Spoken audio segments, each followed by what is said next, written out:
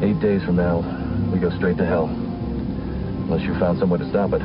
Well, when I joined Earth Force, the sign said, greatest adventure of all. If they only knew. During your little war, you drove away the shadows. Oh, yes. But you did not think to clean up your mess. If a few of their minions, their dark servants, came to Centauri Prime, well, where is the harm in that? Yes? All Minbari belief is around three castes. Worker, warrior, religious. 3 languages, light, dark, and gray. The 9 of the Gray Council. 3 times 3. All is 3. As you are 3. As you are 1. As you are the one. You are the one who was. You are the one who is. And you are the one who will be. You are the beginning of the story, and the middle of the story, and the end of the story that creates the next great story. In your heart, you know what Zathras says is true. To stop the destruction of Babylon 5. We are under attack! I won't let it happen. 2 men are about to change the course of history. What the hell is that? On an all-new Babylon 5. They must change the past to save the future. There's still a chance. But who will survive? And who will be history? My whole life has been leading to this. On an all-new Babylon 5. You have transmissions holding. Patch incoming signal. Full audio and video decode. Purple files accessed. What you are about to see has never been shown to anyone outside the Grey Council.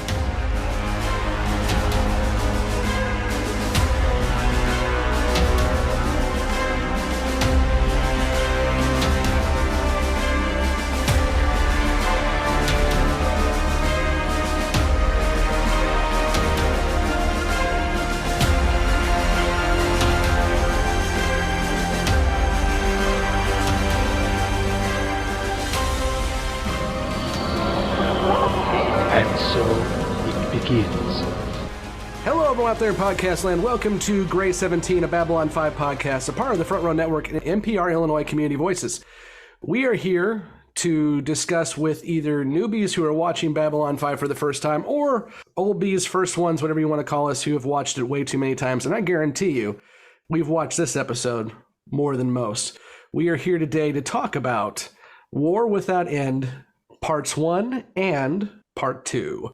So we are here with our newbies who are going to discuss their first impressions, and we're going to talk about the entire 2 episodes, and then we will have them give their predictions and questions they may have after watching these episodes, because they have not watched anything past this.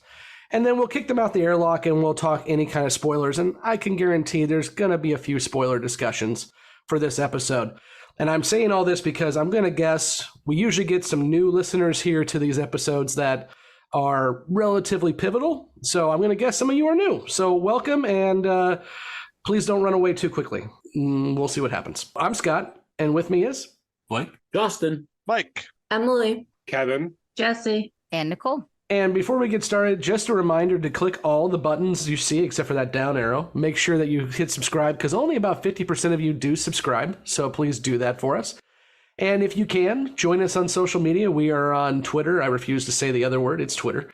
Facebook and Instagram and Threads, kind of. As well as you can email us at gray17podcast@gmail.com. Any comments or concerns you may have. Along with that, you can join our Patreon, link down below. And if you join our Patreon at any level, we also have our Discord, which includes a general discussion as well as a spoiler discussion.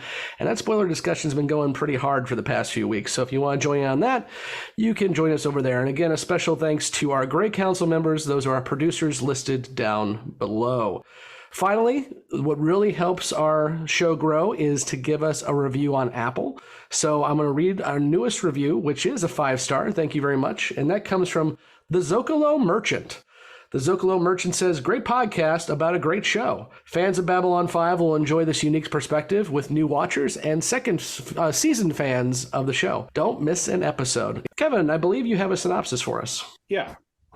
Jeffrey Sinclair returns to Babylon 5 with a mission to take Babylon 4 back in time to where it is most needed. Sinclair's destiny is revealed. Sheridan sees what will happen to Centauri Prime in the future, and Zathras explains who the One is. And Kevin, we had some discussion about you on YouTube. And by we, I mean several of our more intense fans. And I think we can assuredly say that there are no spoilers in your synopsis tonight. So we should be okay. True. He just reads the fucking things. He doesn't write them. Thank you, Jessi. Damn you, IMDb. Damn you.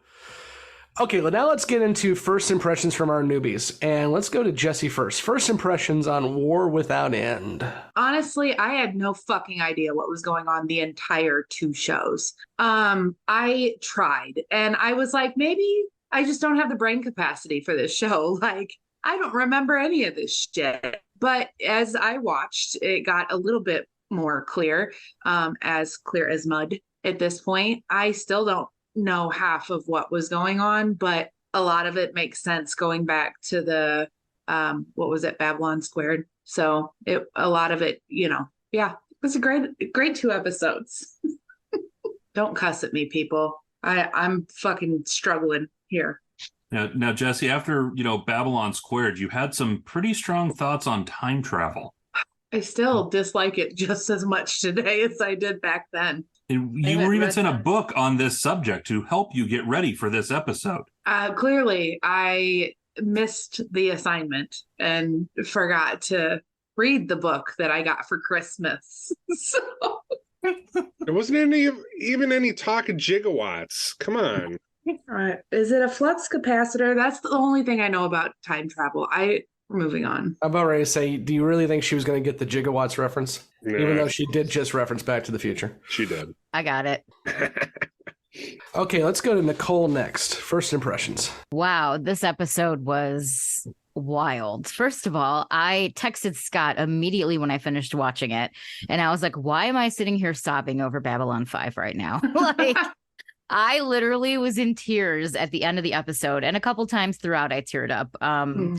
It was so intense and good. And there was just so many elements and things that happened. And there were so many different plot lines that I cannot wait to dive into.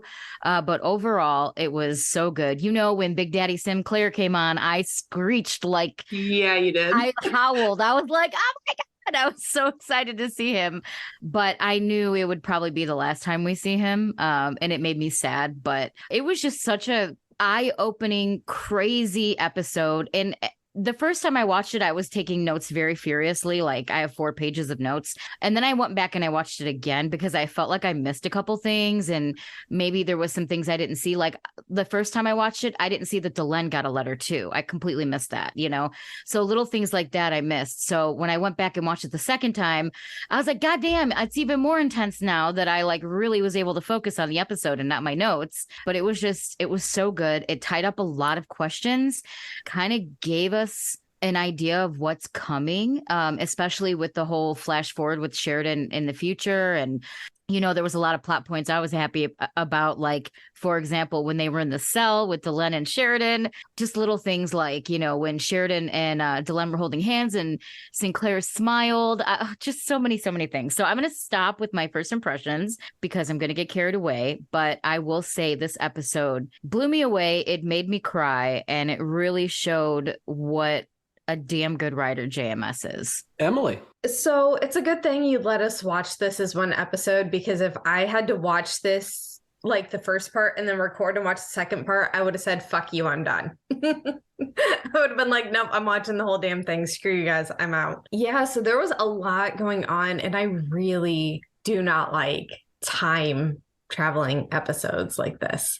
There's too many people I was annoyed by it. It's a good episode. A lot happens, but that whole like time travel, like this might be the future, but maybe it'll change. Not a fan. Can you tell I didn't get... Well, you are a sci-fi fan. I was about to say I didn't get sci-fi fans, but that's Nicole and Jessi. Emily, you're supposed to be the sci-fi fan.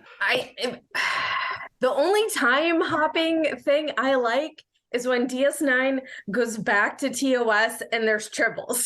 Trials and tribulations. Other than that, I don't want to see it. Okay. So Justin. I expect hate for this. Yes, I know. Okay. Justin, first impressions. I mean, to be honest, probably my new favorite episode of the whole series to this date. I was really happy and touched to see Michael O'Hara back. I kind of had the same reaction that Nicole did, where I kind of like squealed with glee to see him back. And I'm really looking forward if we have any kind of behind the scenes information during this discussion, because I would like to kind of know how this whole episode kind of came about. But it was absolutely wonderful to see Zathras come back. It was a good wrap up, I think, to the Sinclair story. So I really don't have anything bad about this episode to say, except I'm kind of curious, Nicole, where you had 4 pages of notes, right? Yeah, but I have a full-size notebook, not a composition book. Okay. Yeah. I had 16 pages. Yeah, I mean, So, okay. I did a lot of shorthand and abbreviations, and Okay. it looks like serial killer writing, but I can read. All right. So Jessie's yeah. just sitting here shaking her head the whole time when you guys say you had 4 and 16 pages. I'm like, you were talking like, oh, I took a lot of notes. I had 4 pages of notes, and I'm sitting there flipping through my book. Like, yeah, I'm about to start my 3rd composition notebook of the season. But anyway, Yeah. Nerd off. Fight, Yeah. fight. Yeah. Justin, I actually pulled a you and I bought 12 composition notebooks because they were 50 cents each. So there we go. I'm ready. That's my I'm ready. girl. But honestly, wonderful episode, and can't wait to see where the discussion goes. So before we go to the first ones, because I'm sure one of them will bring this up, can I blow the newbies' minds for a second? Okay. So first off, for those who have watched the whole show, what I'm about to show them is from The Gathering, the very first episode, the pilot. I do know that it's the TNT special edition, so don't at me about how this wasn't the way it was in the 90s. But for these newbies, they watched this version of The Gathering and they saw this scene that I'm about to play for them, and now I want them to have their minds explode. So here we go.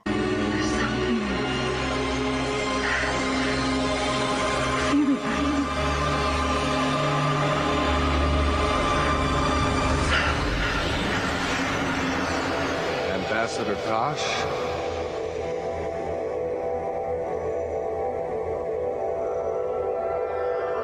Welcome to Babylon 5.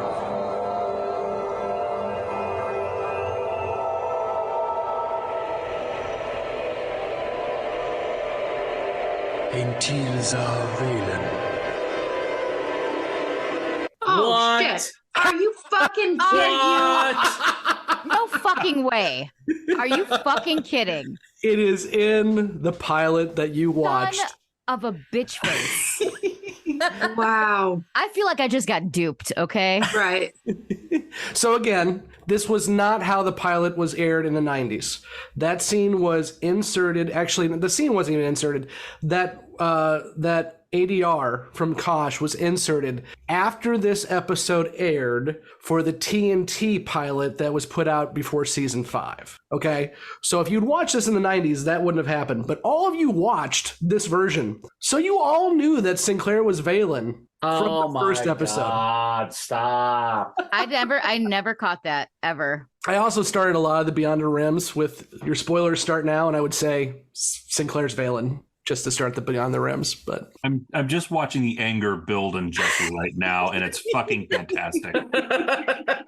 I'm just glad I'm a couple thousand miles away. She looks like she's just about to nope right on out of here and be like, fuck you guys, I'm done. Well, and that's So I'm listening to all you guys talk about your 72 pages of notes. Maybe that's my problem is I'm not taking notes and I have no fucking idea what's going on most of the time. But when I see shit like that, it just makes me irritated. This is why Babylon 5 is so good on rewatches. Because there's so many little threads that are laid out that you don't understand that you're missing until you've watched the whole story. Okay, let's go ahead and go to our first ones now and get their first impressions. Kevin, you're up. Other than the 3-part episode with Point of No Return and Severed Dreams, this is probably my favorite set of episodes, especially these two. I really like the stuff with foreshadowing Sheridan and Delen's relationship, but I especially like the way that the storyline ends with Sinclair, because that also means that Michael O'Hare was able to come back and was able to finish off his storyline the way that it was intended, or at least the best way I can think of, no matter what else may have possibly gone through JMS's head at any point. This is just a beautiful way to end Sinclair's story, and I love it. I really like Tim Choate as Zathras. He adds a lot. There's some really funny moments with Ivanova in this one. One in particular where she says, "I'll be in the car," and I just love that. She's so funny. This is an amazing set of episodes, and it just adds so much to the series. Mike. Yeah, it's a pretty darn good set of episodes. I'm actually a little bit with Emily on this one. I'm not a huge fan of time travel stories. I guess I appreciate and also dislike that this one isn't very straightforward. It's not a single jump backward in time. There are actually a few different points in time where you're leaping back and forth, and it is a little bit tricky to follow.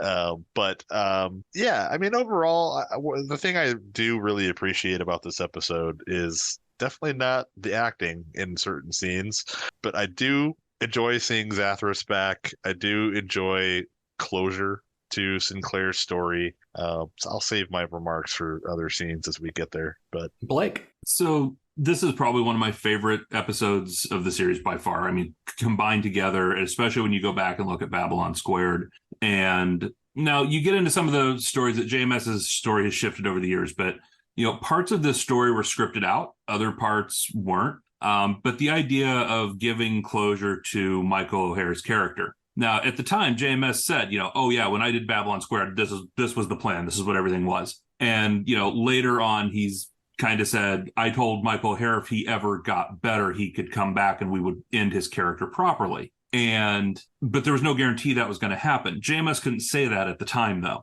So I think there's a little bit of truth in all of it. I think he had an idea. He's always had multiple entry and exit points and ways to do things. And I think this episode, his writing ability really shines in this episode.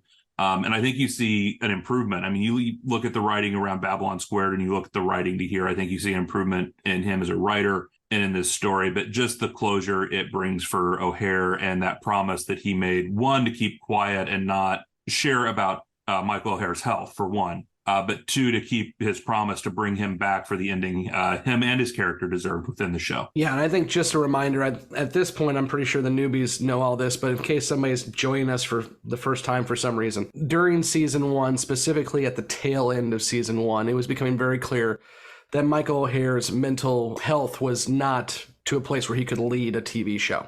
It just wasn't. So it was originally brought up that JMS was going to put the show on hiatus to give Michael O'Hare time to go and seek help. But both JMS knew and Michael O'Hare knew that if this happened, the show would probably be dead. You would have to lay off everybody, and there's nothing that says WB and PTN wouldn't just say, okay, we're just going to end it here and call it a day.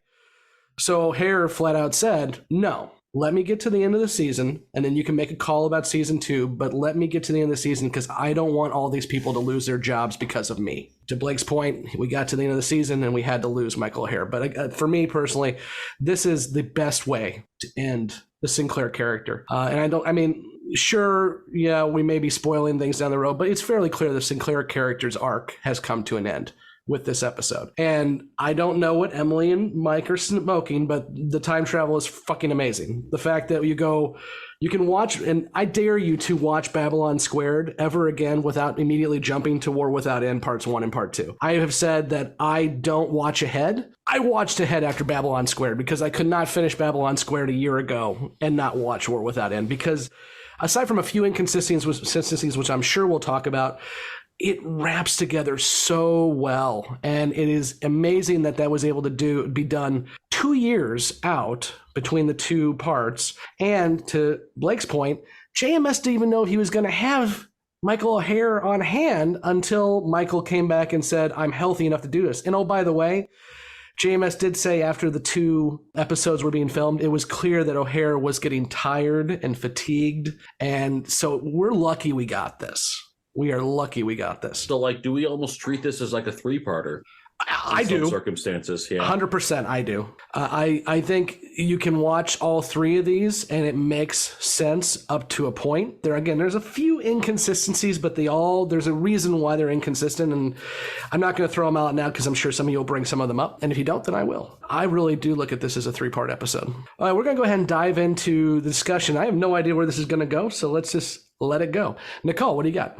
Actually, before we got really, really started, I wanted to touch on one thing you said, Scott. So obviously we all know I'm new to sci-fi, not a sci-fi fan, never seen Star Trek. I have no idea any of the tropes. But to me, if a story or a show or something can connect pieces together and make you feel something, to me, that's how I view quality and I view like a good show. And this, like you said, the 3-parter thing, that's a great kind of way to look at it, because the way that JMS was able to tie all the pieces together, give us this arc, not knowing he would have Michael O'Hare, that to me speaks volumes on the quality of a TV show. And I just I had to say that because before we start discussing this episode, because there's just so much to talk about, I'm just still blown away by how good the show has been getting with every episode and how much better it's been getting. And, you know, you guys have said it's going to get better. You're going to be in for it. Just wait. And now we're finally to that point, and I feel like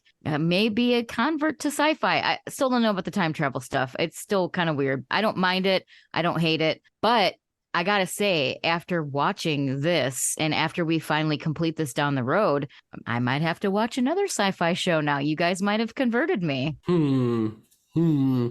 I've always bring up the Lurkers guy and the P5 scores, and some of you have said this is one of the best episodes. This is still not the best episode rated of season 3. I mentioned Interludes and Examinations was the top 10 episode. War Without End Part 2 is the top 6th episode of the entire series via Lurkers Guide. We still have one more episode this season that outranks it. So yeah, it's in that, and I agree with that ranking. And you'll know it when you see it. Kevin, what do you got? I get having time travel fatigue with story writing. I've complained about it a few times with regard to Star Trek, especially when they keep putting it into movies. But Babylon 5 uses it extremely sparingly. And so when it becomes a crutch for a writing team that isn't maybe the most, robust writing team, or they're just grasping at straws sometimes, I totally get it and I respect that. But for Babylon 5, it's used so sparingly that and so beautifully here and done so well, in my opinion, that I don't have a problem with it. But if you're going to use it too much, it becomes tedious, and I agree. Justin, I'm just going to actually address what's the elephant in my room right now. Is this the jumping off point for Long Road Home? Does this have anything to do with that? Because I know you guys have mentioned in the past the reason why we can't really watch it is because it jumps off to different points of time where we haven't seen yet. So I was just really wanting to know if this has something to do with it. The one thing I love about, to Kevin's point on the B5 not using the time travel trope a lot, is they are very consistent with the time travel. And I will say that B5 uses time travel once the entire show, including the road home, to an extent. So there's more to it why we can't let you watch it yet. Specifically, it actually takes place, the first scene of the show takes place in season 5. So I gotcha. That's why. But To your point, you can assume that War Without End does play a little bit into the road home. All right, fair enough. Blake, what do you got? Well, and to kind of throw off a little bit of the conversation on time travel, I mean, Mike, you mentioned this one's a little all over with not just a straight time travel piece. There's kind of jumps around a little bit, and you think about the pairing of threes in this show and the way they do things, and they even say it at the end, you have the one who was, the one who is, and the one who you will be. And, you know, the more I've watched this and the more I've seen those time flashes, you kind of see that reflected in the time flashes as well, with where the characters jump and what they see. You kind of have what was with Garibaldi and Sinclair fighting a battle on the station. You have a flash with Delenn, more of what is, and then you've got Sheridan with what will be. So you still kind of have that same cycle even within the time flashes of the show. So I think it's just that messaging that it keeps repeating, and that idea of things being in threes that you see all through anything Minbari related. And just to add to that just a little bit too, I started out this whole show with you guys when we watched The Gathering saying you're watching a novel. It's the same idea. Sinclair is Act 1. Delenn is Act 2. Sheridan's Act 3. And Stafford says, after Sheridan, that story concludes and we have another story.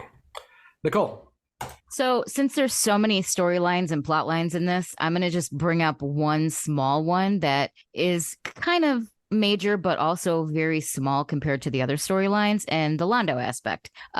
So we see old Londo on the throne. He's the emperor. And the thing that kind of made me think about this was we've had many discussions on, is Londo a dick or is he salvageable? Is he going to make a turn back to the normal? Is he horrible? And it was interesting to see the first scene with Sheridan when he's like, you're going to die today. Look what you did.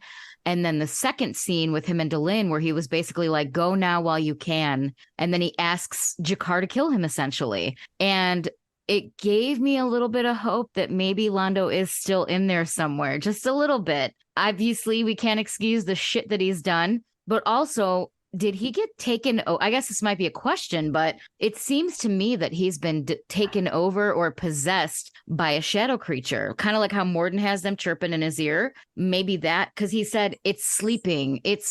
I got to do this while it's sleeping, blah, blah, blah.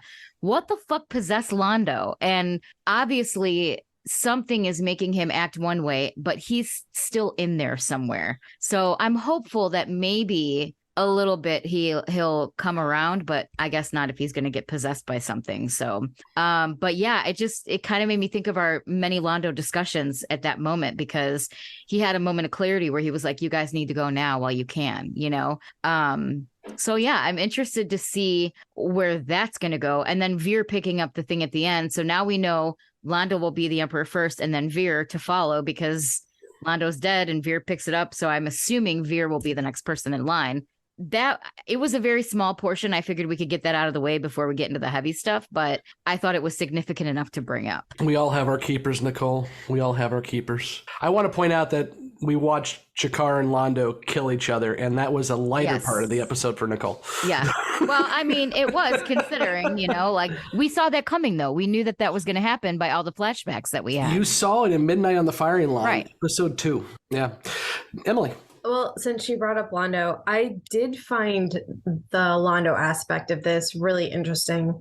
And I was wondering, when he had the prophecy about the times where he could like make a change, if this was the final one where he could do something to have a different outcome. And they did a great job making him look just exhausted, not due to age, but just the emotional and mental exhaustion of the impact of his decisions and what has become of it. And, you know, he had wanted Centauri to return to its greatness, and it's destroyed still. It's getting destroyed. It's not where he wanted it to be. And I think it was so well done, because you could actually just feel like the exhaustion, the regret, you know, just like there was no point in living anymore, because that his death is basically the only way it could change things. And finally just accepting that as the reality.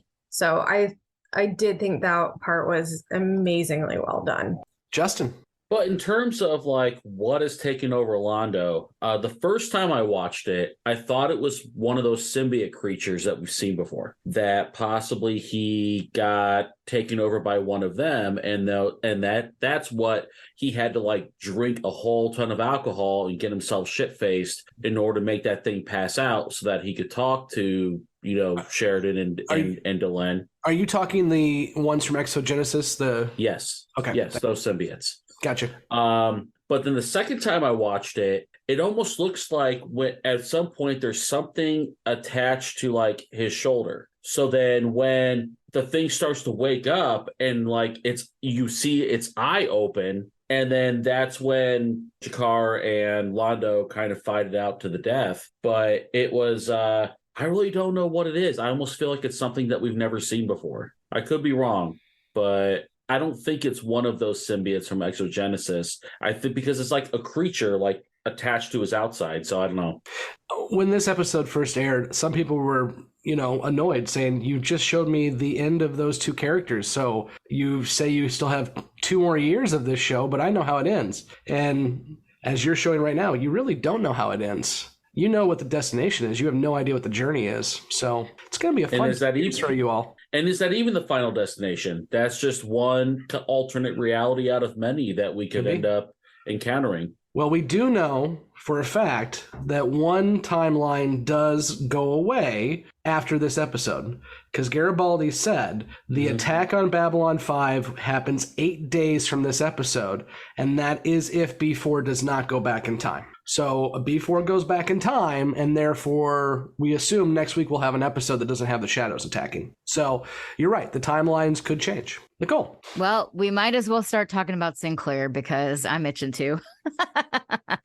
Okay, so like I said, when I saw him come on the screen, I was super, super geeked. I love him. But you could tell that it's almost like he made a transformation, like he's at peace with himself. Like the speech he gave Delenn about being sprung from the arrow, and he has a destination, no hesitation, and like he has like a destiny and like a purpose, and it was just almost like a completely different person because he was so centered, he was so focused, and he seemed calm and like he knew what his destiny was. Yeah, like Zen, So it was really interesting to see the change in Sinclair. Obviously, I know there's probably other reasons, but like as the character, the change in him was really cool. He was just so reserved. And when Marcus and him and Sheridan were in the ship and he was asking him questions and Marcus was like, yeah, don't waste your time. Like I couldn't help but laugh because it was so true. He was so cryptic and like it was just so interesting to see from what he was like before to now,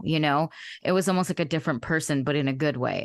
So as obviously the show progresses, he has a clear journey. And at the end, when he becomes Valen, that is when I was like totally shocked because even though they said it in the gathering, which I missed, I didn't expect that, but yeah, it looks like he went through the chrysalis and he made the change and all that. And when Marcus realized it and the light bulbs went off and then you see it at the end, I was just like, I was crying. I was like, oh my God, what a great way to send him off. And I thought it was so symbolic because even though he was only in the first season, he was such a huge part of the show.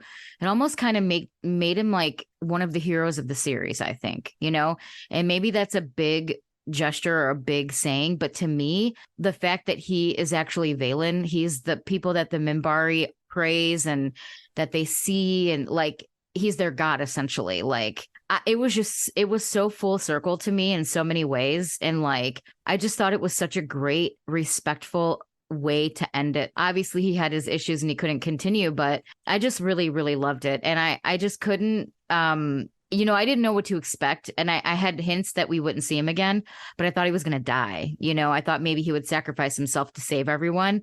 I didn't expect it to go that route. So I'm glad it did. And he didn't die per se. And I'm actually really glad that he left Garibaldi the message. That was very sweet. And just overall, like the whole Sinclair storyline was just touching. I don't know. Maybe I'm a sap, but I couldn't help but tear up many times throughout it. So I just thought it was really well done. I really liked how it all happened. It was interesting to see him and Sheridan together and working together because I feel like I was afraid maybe they'd butt heads, but they didn't. So it was just really cool. And yeah, I'm sad we won't see him again, but I'm glad that they were really respectful and gave him a good ending. Having Sheridan and Sinclair together is like Star Trek Generations if it didn't suck. It's nice. I actually like Generations. But Nicole, you mentioned Marcus's comment about Ranger 1. I actually feel like that when I'm talking to some of you newbies about some of your conspiracy theories, and I won't say who, but sometimes you have to hang upside down and look into a mirror to understand what actually they're talking about. I'm just saying.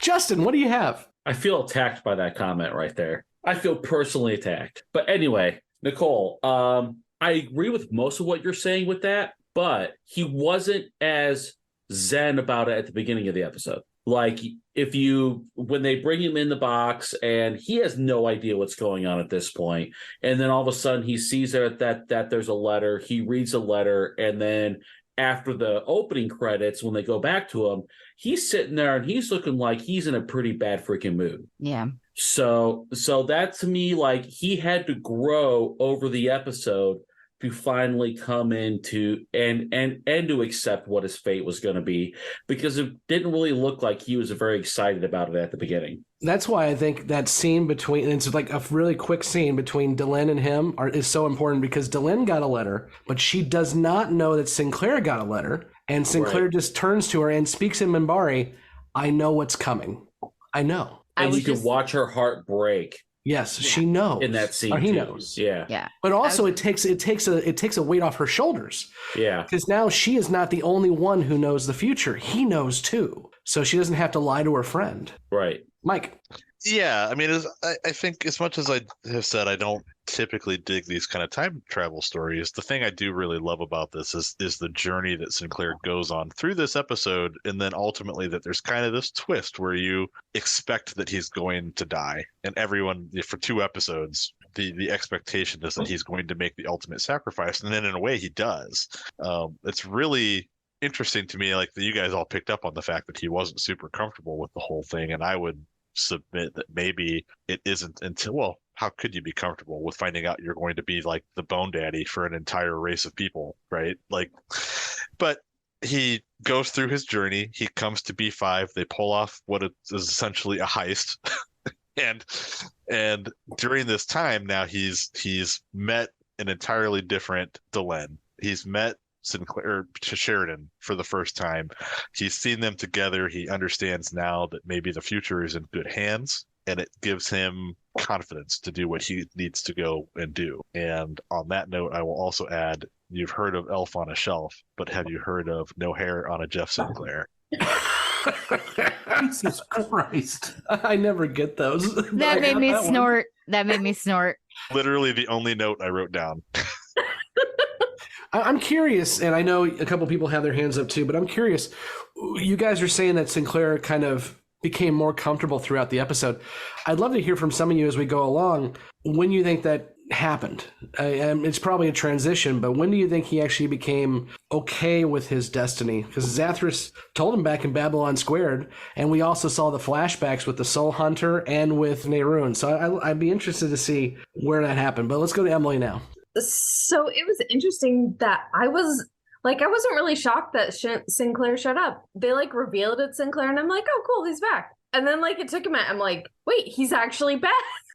Not on a view screen this time. I think there was a part of me that was always expecting him to return based on the B Squared episode, because I could not figure out how this could all work out if he didn't return at some point for something. And it was so nice to have him back. I thought he actually looked like he was doing pretty well. And it was interesting to see him change, because when he reads the letter, I wasn't sure if he was angry or maybe slightly confused about how much detail there was, because I think at one point he said all it said was I went, and so I wasn't sure if it was anger, confusion, or just a combination of a lot. And since Nicole brought it up about Sheridan and Sinclair getting along, I didn't think so at first, because there was tension there when Sheridan's trying to accuse Delenn of you didn't know he was coming. How did you not know? Seemed like you knew. And then when they're all in the little Starfear or whatever with Marcus in the back. I was like, ooh, there's some tension there. That's quite interesting. I picked up on the love triangle too. Like you could tell that there was some issues going on with that for sure. Yeah, Emily thinks a divorce happened this episode. It was definitely more Sheridan's issue than Sinclair, because I think Sinclair was just like, whatevs. You know. I just say a tomato. What's up? Right. It's my wife. It's my wife. Come at me, bro. Right, but I have to go sacrifice myself and become this weird, well, he doesn't become an angel, but I have to transform myself into something else and then become like a leader of the people, and so I can't be there for. But it was interesting watching that transition, because it didn't seem like he started out very secure in what he was going to have to do, and by the end he was speaking like Vorlon, like the cryptic stuff he was saying. I was like, wow, that sounds like Kosh. Well, remember, that's one of the things that was referenced is he speaks like a Minbari. Well, because he made the Minbari culture, so they speak like him. And also, by the way, Emily, every time that you mentioned that Sinclair and Dylan are married, we always came back to War Without End and Beyond the Rim, just to point out. I'm sure you did. And I'm gonna be salty about that little tidbit they dropped in the cell for a very, very long time. So you can enjoy mocking me for that one. I don't care. But apparently, Sinclair is cool. Moving on and letting, her and Sheridan do whatever it is they're going to do that they shouldn't be doing. Well, remember, there's also Catherine Sakai out there, which, by the way, that does get wrapped up in a book. Nicole. I do want to point out when Sheridan and Dylan were holding hands, Sinclair did smile. So, but that's not what I was going to say. But like, if you look behind, he just kind of has a little smile on his face. Like he knows what's up. I think the transition, Scott, to answer your question, I kind of noticed, like, I think he was sad at first. Like maybe he didn't want, like maybe he thought he was going to die and he didn't really want to like change things or whatever. But I really feel like that transition was when they were on the White Star and he started speaking Minbari to Delenn and said, I see what's coming. And then he made the mention of the arrow thing and all that. I think that is probably when the transition happened, or at least that's when I noticed it. Because I think he was maybe disappointed a little bit in the beginning is kind of how I looked at it. Like maybe he was kind of like, oh man, it was probably emotional for him too, because obviously he wanted to talk to Garibaldi and he couldn't, and it was probably a lot for him to process. But I think for me, that's when I noticed the major transition is when he spoke to Delenn and Minbari and said all that stuff. And also too, I wanted to point out at the very beginning, when that Minbari guy that was like his aide or his person said that I have a feeling I won't see him again. And then the Vorlon said that he is basically returning to the beginning. He's, what is it, closed? He is closing the circle. Closing the circle, yeah. So I thought that was kind of a little bit of interesting foreshadowing.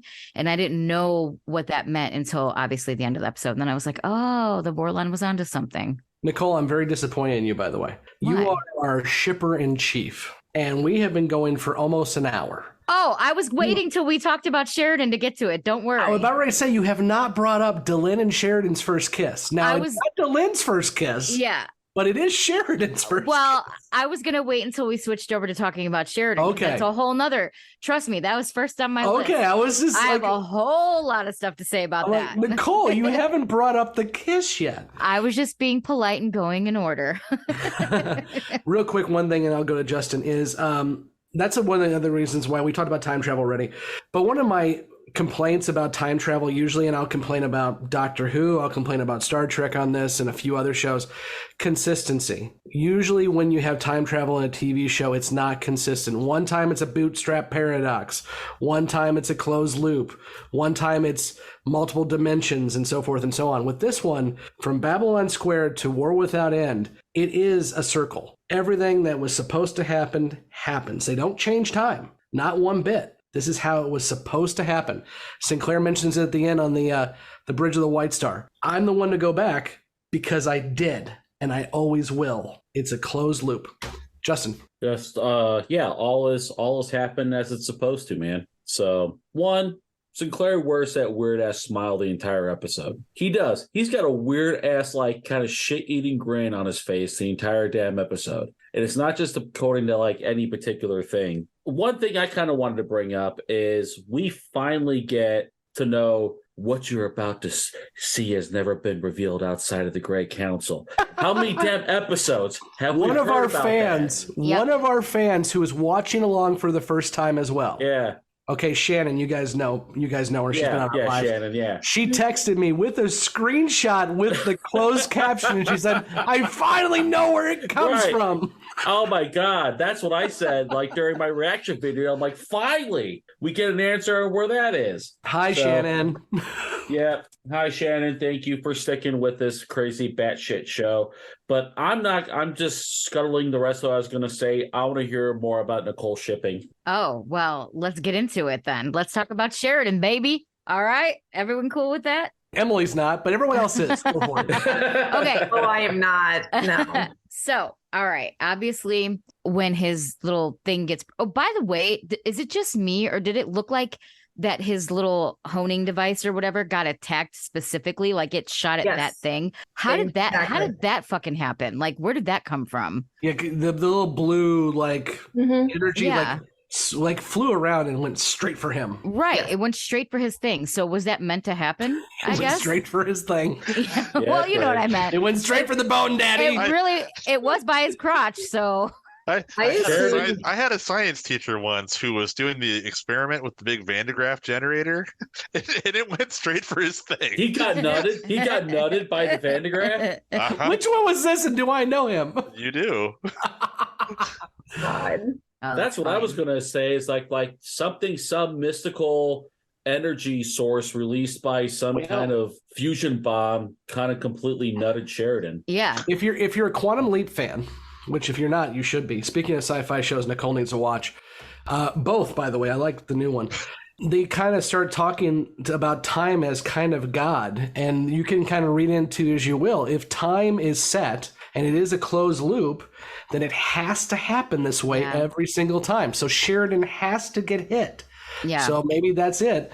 Or maybe it is, Justin, to your point, something more metaphysical than that. But I thought it had to do with the shadows, so he could end up in the custody of Londo. Could be. Yeah, I definitely thought it was intentional. I just didn't know how. But it was interesting to see him go back in time and obviously see Delenn in the prison cell. They have a son. I knew it. I knew they were going to have a baby. I knew they were going to get together.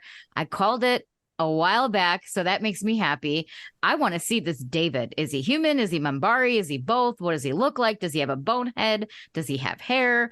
When are we going to see that? I was so excited about them having a baby and them kissing and them being together. I guess I'm the only one who feels that way, but I will take it. I don't care. I was so excited about that. Obviously, the kiss was huge. It was a huge part of his future. And also, too, she even points out, like, he has no idea what has happened.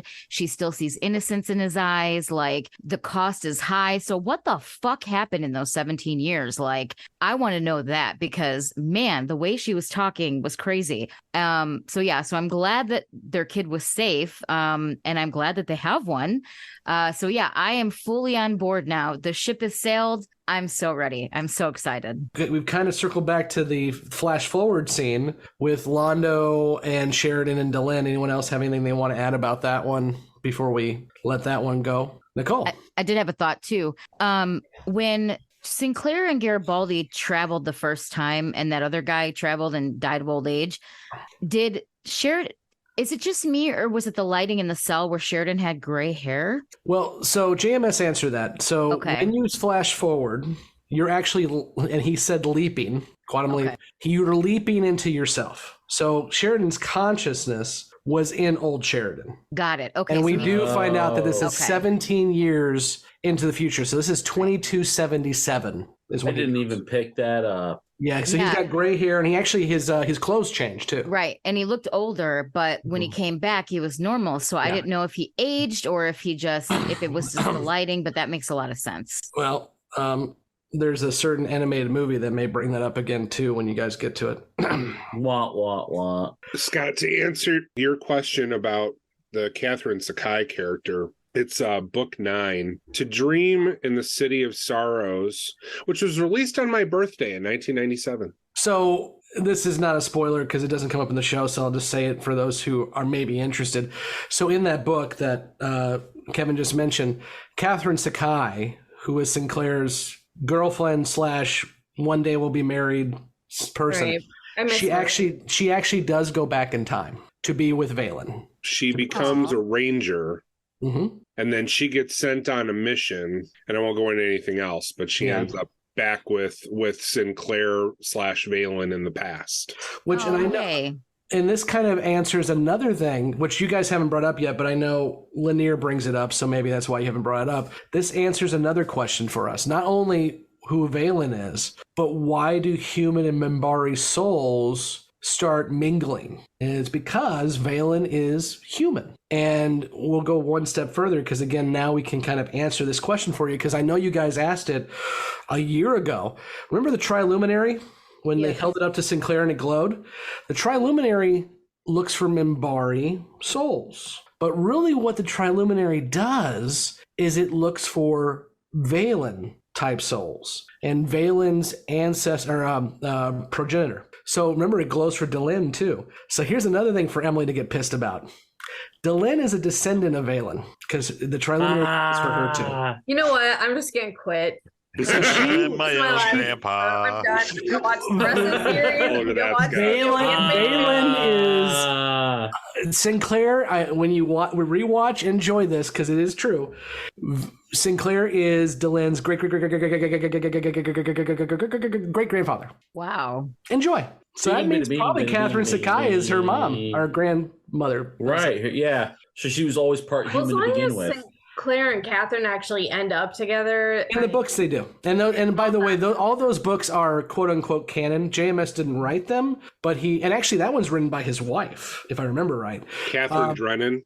Yeah, that's his wife. Yep. Or his ex. JMS has given the blessing that all those books are canon. And we've been asked this before. No, I'm not going to review all the books on this show. Sorry. For one, they're out of print. Justin, what do you got? Just a random question, a random thought that I just had about, Sinclair goes to great lengths not to encounter Garibaldi because he knows how Garibaldi's going to be. He's going to follow Sinclair to the death. And he was afraid that if he did tell him what he was going to do, he was just going to try and join up and end up getting himself sent back in the past to begin with and won't be around to fulfill whatever kind of destiny Garibaldi has to play throughout the rest of the show. So why then at the end of the episode was he then trying to get a hold of Garibaldi, trying to get him to watch his back, like was it not getting shot in the back? Exactly. This is a closed loop again. So in Babylon Squared, if you watch it again, what Sinclair says to Delenn, and we don't know it's Delenn at the time, although most of you guys guessed it was Delenn. When he says to Delenn is, I tried, and it happened the same way it happened. Yeah. So he tried to tell Garibaldi to watch your back because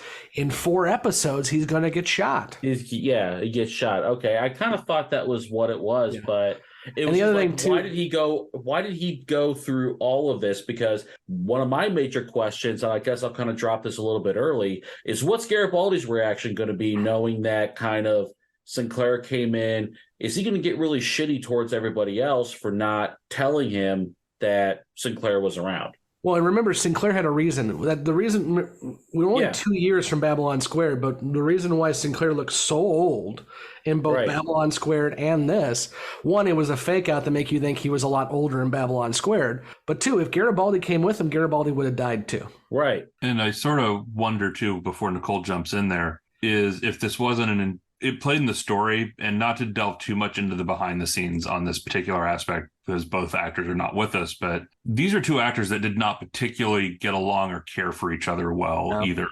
So I'm wondering if there could have been some intentional separating of not putting them in a position where they would be in scenes together. That would be my guess too. Because that's a good point. It was to the point that where I think. And I hate to say it this way, but it's pretty clear from the reading I was doing that I think O'Hare would have lasted longer had Jerry Doyle not been an ass. Yeah, and I'm just going to say it. Yeah, and Blake, I completely agree. I mean, they're both gone, so they can't defend themselves. But I've read some transcripts, and Kevin, you may have read the same ones, from Jerry Doyle's radio show, because he was a conservative radio host for a long time. And what he said about O'Hare on that radio program, he was not kind. So he was not kind. When you have a certain viewpoint and you push your agenda about being shitty to somebody with mental health problems, and then become a conservative radio host, it's pretty, Yeah. I will quote my good friend Kosh. The truth is a three-edged sword. What was his beef? O'Hare, there were times when, he was kind of MIA from the set. There were times when they were trying to move the schedule around to, try and make things work for O'Hare. And so my guess is, Jerry Doyle was completely unreceptive to humanity as far as somebody with mental health concerns and didn't give a shit. Well, and again, I mean, neither one of them are here to defend themselves. So I will add a little bit to that on Doyle's perspective, because he did talk about it on his radio show. And I read the transcript of one of these. So a couple different reasons. So one time O'Hare said, "Hey, I don't want to drive to work. Can you pick me up and I'll buy you breakfast?" And Doyle's like, "Great, we'll go get breakfast together." They sat down for breakfast, and O'Hare, who was probably having a bad day mentally, said, "I don't want to talk. I just want to hear you talk." And that set Doyle off, because he was like, why am I here? There was another time at a bar after wrap of a show, because they always wrap the show on Friday and they go out to get drinks. And O'Hare was being standoffish. There was also some potential concerns about how O'Hare treated staff. But again, to Kevin's point, the man was dealing with severe mental health issues. So I do agree that I think at the end of the day, Doyle poked him with a stick a lot. That's disappointing. I don't like to hear that. Yeah, and again, the truth is probably somewhere down the middle, but sure. I would agree with Kevin. I would lean on the fact that Doyle should have respected the fact that O'Hare was having some mental difficulties. But the other thing, too, is we don't know who knew that. So JMS absolutely knew that. David Nutter knew that because he was the producer and JMS took it to him. But that's the only ones we know for a fact because JMS said so. He said, "I went to David and I knew it and we knew it, but we also kept it quiet," to Blake's point earlier, because we didn't want to damage O'Hare's career if he ever did get back to being able to handle acting. So it's rough, it's sad, and unfortunately, that's the thing with this show is, Star Trek Next Generation just had Picard Season 3 where the entire cast came back, and I think it was a great season. We can't do that with these guys because half of them are gone. And so we can't have them come back and say, this is what happened. And it's really depressing. Nicole. God, that was depressing, but sorry.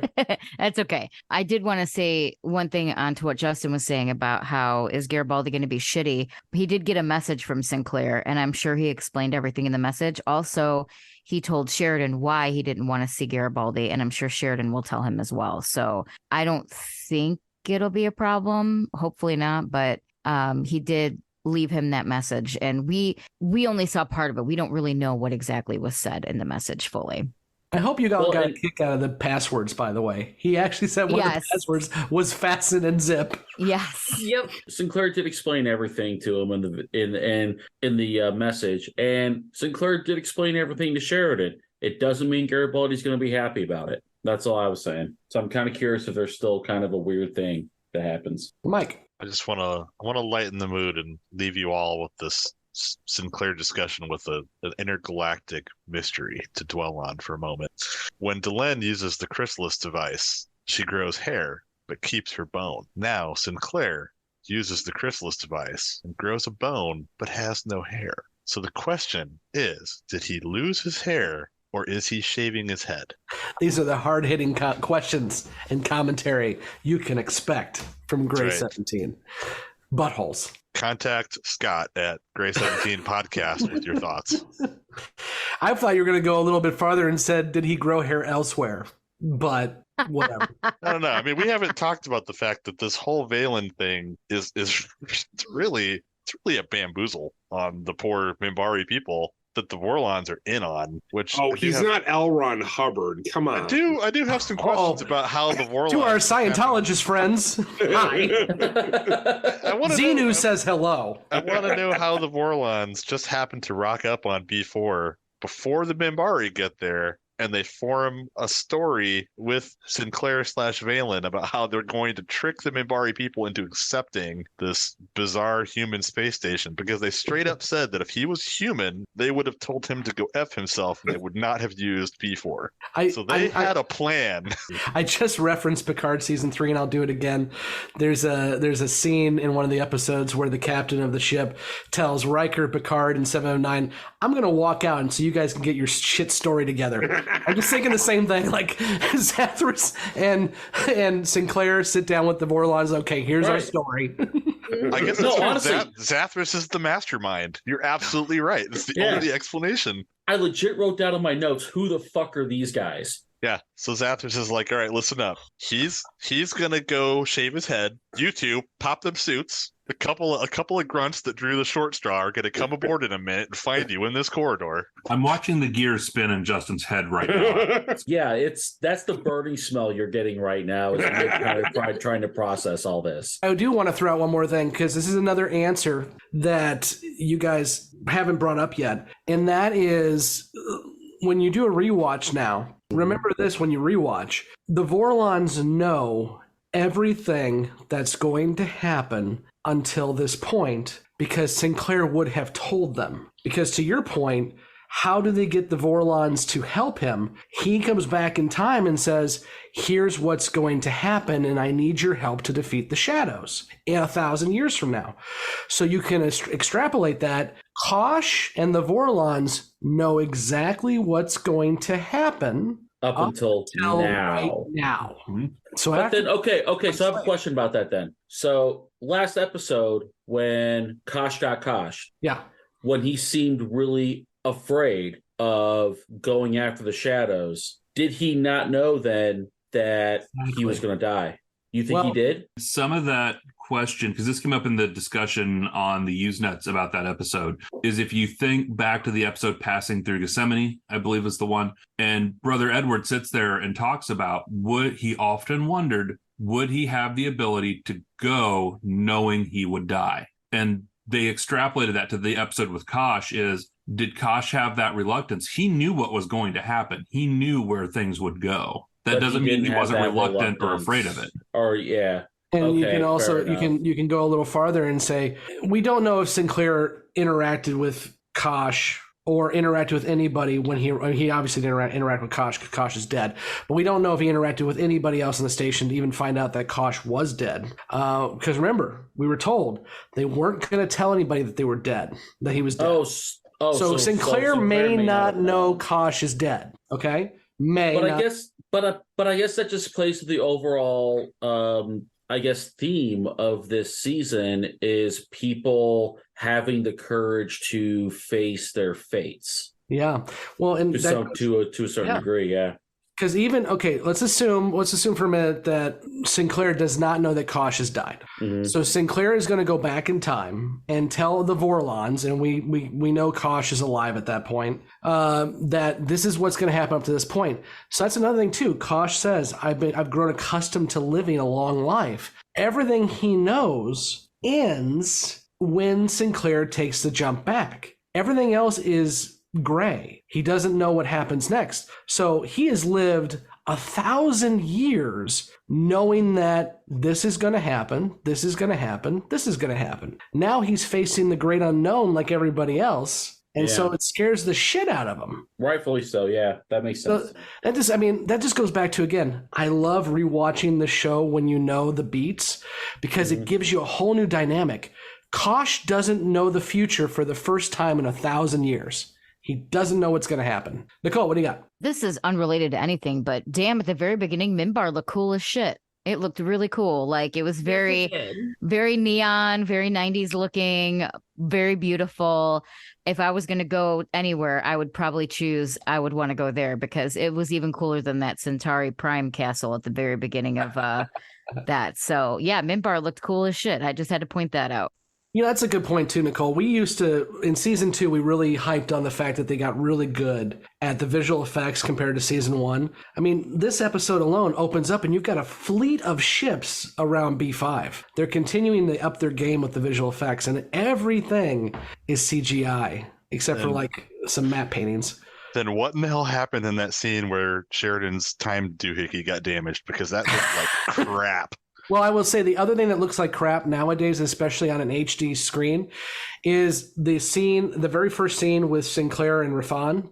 You can tell it's completely on a blue screen and they got chroma keyed out because the frame rate is shit. It's like 15 frame rate. So if you watch, Sinclair is moving like he's an old video game because that's just they didn't have the technology. So, but they're getting there. They're getting there. This is why somebody needs to buy the Babylon 5 reboot so JMS has a budget. What else, guys? Does anyone else not like Zathras? What? You're getting so much hate. I kind of love Zathras is the key to the whole series. How could you not love Zathras? I do want to point out too, Jessi backed into this on social media. So Jessi just made a joke on social media like a month ago about Zathras, not knowing that Zathras would come back, not knowing anything, and everyone just started piling on Jessi's comment. And I love the fact that she had no clue that she had opened a whole can of worms with Zathras, but it was fucking love Zathras. By the way, that was Emily that said she didn't like Zathras because I know everybody likes to say that we all sound alike, which they don't. We do not. Fuck alone, it was not me. No, I'm gonna be the one pissing everyone off this episode. So Emily, okay, for those keeping score, Emily does not like the episode, does not like the time travel of the episode, and does not like the most important person in the entire goddamn universe, Zathras. You know, I like to give Scott a hard time for being contrarian, but maybe that's why you two are friends, because y'all are both contrarian just for contrarian's sake. I honestly don't think Emily likes Babylon 5. That's not true. That's not true. She's told me she enjoys it. I just might be having one of those weeks where like everything is irritating me. And like I know he's important. I know he's doing what he's supposed to do, but something about the character just grates on my damn nerves. And I think it's the clicking. That clicking thing he does. That is annoying. It's just like fucking stop it. Like I can't with that sound. That's what it really is. Oh, I'm gonna put that in my memory bank. I'll just start randomly. And then you'll be thankful you live far. No one listened to Zathras. Either way, bad for Zathras. It is bad for Zathras. Zathras good at doing, so Zathras do. Draw told Zathras what happened. Zathras do. I don't like Dylan and Sheridan's son either. Haven't met him, don't like him. Oh, let's not go there. By the way, did you all appreciate the whole couldn't get the? Did you all appreciate the whole we couldn't get the actor who plays Draw or either actor who plays Draw to show up? So it's like Draw's too busy working. We don't want to deal with him right now. So the headline out of this episode is Emily hates children. Teenagers.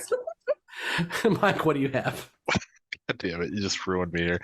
To be perfectly honest, I'm going to say this. I think Emily hit upon something here, maybe unintentionally, that I will echo, and that is I definitely like part 2 of this way better than part 1.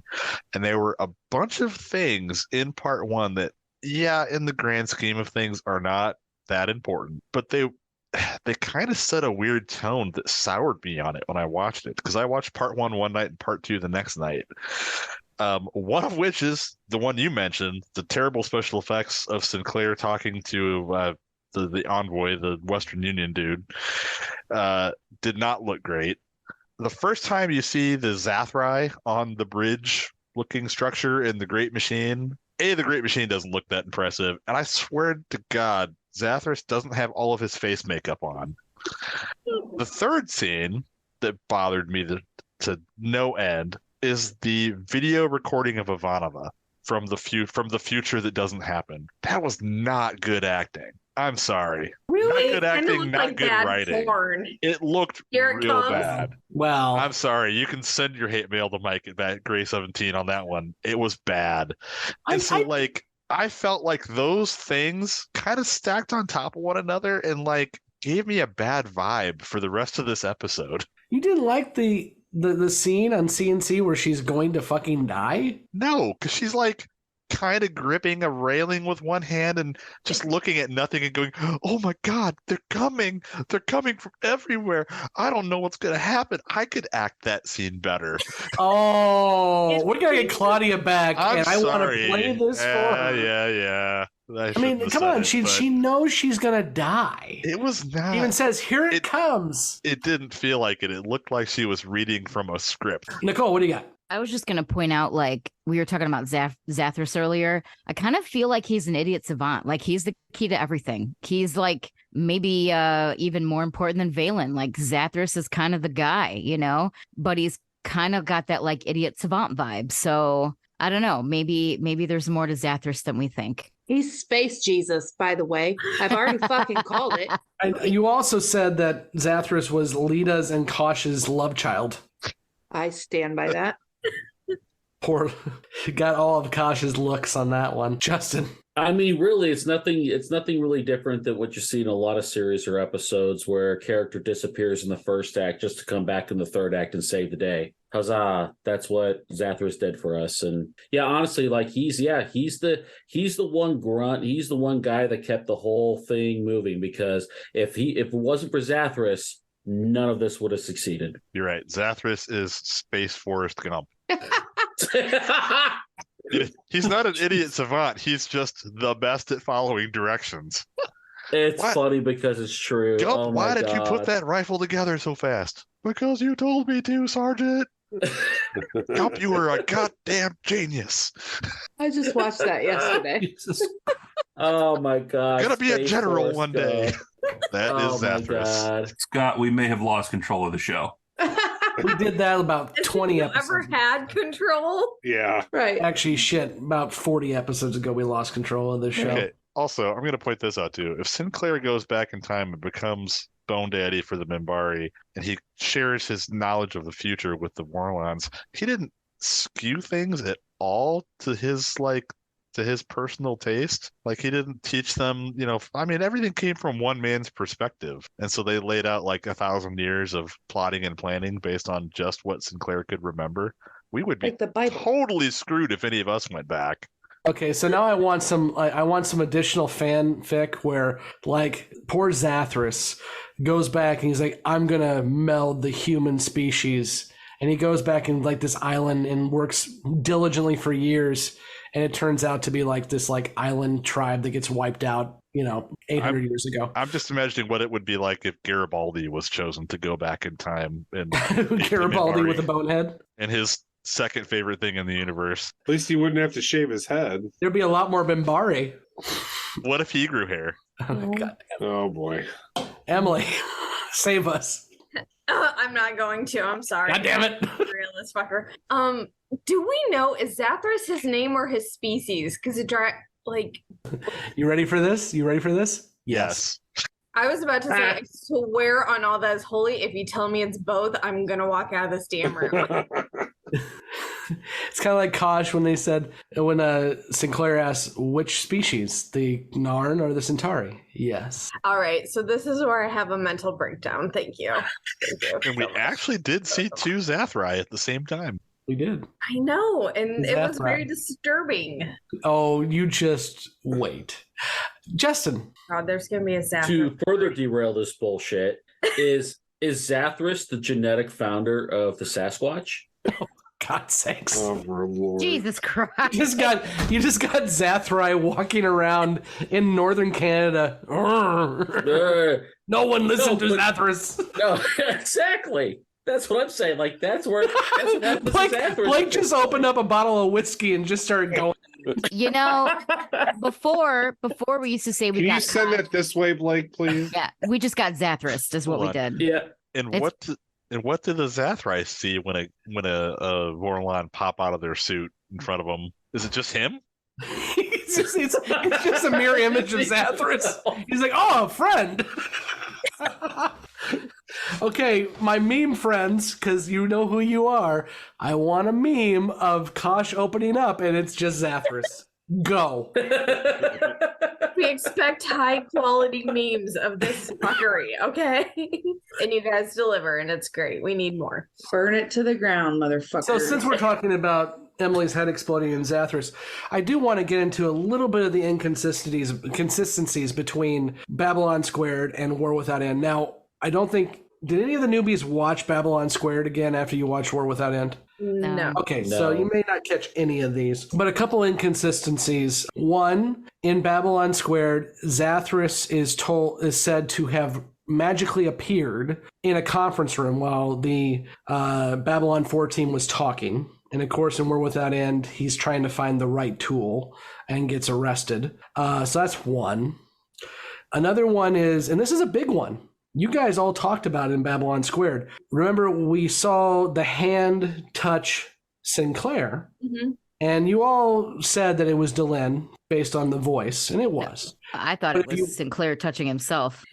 No, God damn it. Not when he shocked him.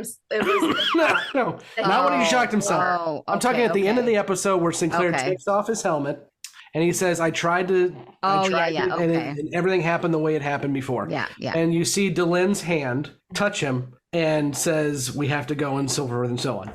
And you all agree that was Delenn. And the reason why you didn't see her face is because she had transformed. But if you watch War Without End, she does not touch Sinclair. Right. She doesn't touch him. Oh, shit.